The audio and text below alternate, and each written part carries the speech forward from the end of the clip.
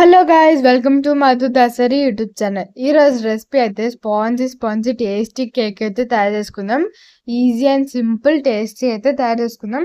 ఇప్పుడైతే ప్రాసెస్ అయితే స్టార్ట్ చేద్దాం.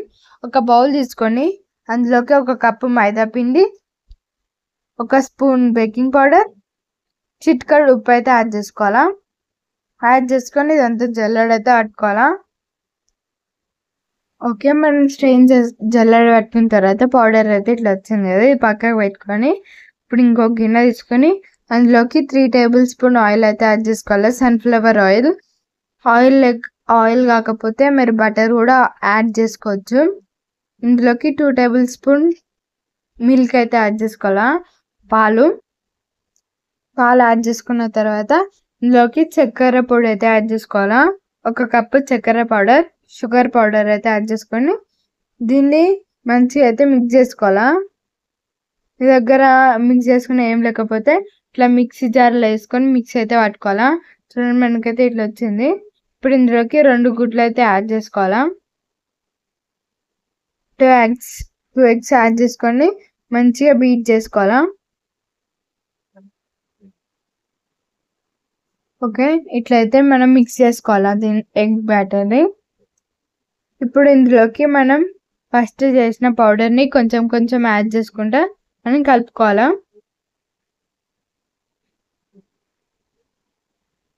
ఇట్లా కొంచెం కొంచెం యాడ్ చేసుకుంటూ కలుపుకోవాలా.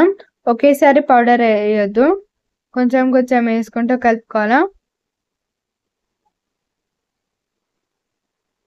ఓకే, ఇట్లయితే కలుపుకోవాలా. మనకి కలుపుకున్న తర్వాత బ్యాటర్ అయితే రెడీ అయిపోయింది.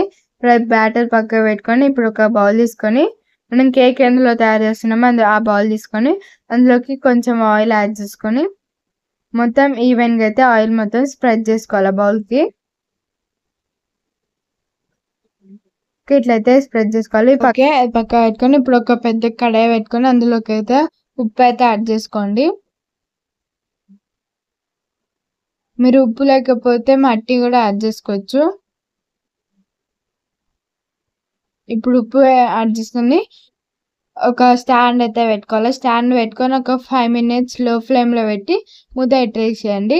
ఇప్పుడు మనం రెడీ చేసుకున్న బ్యాటర్ని ఆయిల్ పెట్టుకున్న బౌల్లో అయితే యాడ్ చేసుకోవాలా. యాడ్ చేసుకుని ఎయిర్ బబుల్స్ పోయేటట్టు ఇట్లా ట్యాప్ చేసుకోవాలా. ట్యాప్ చేసుకొని ఇప్పుడు మనం ఒక 5 minutes తర్వాత ఇందులో కడాయిలో అయితే పెట్టుకోవాలి మనం కేక్ని.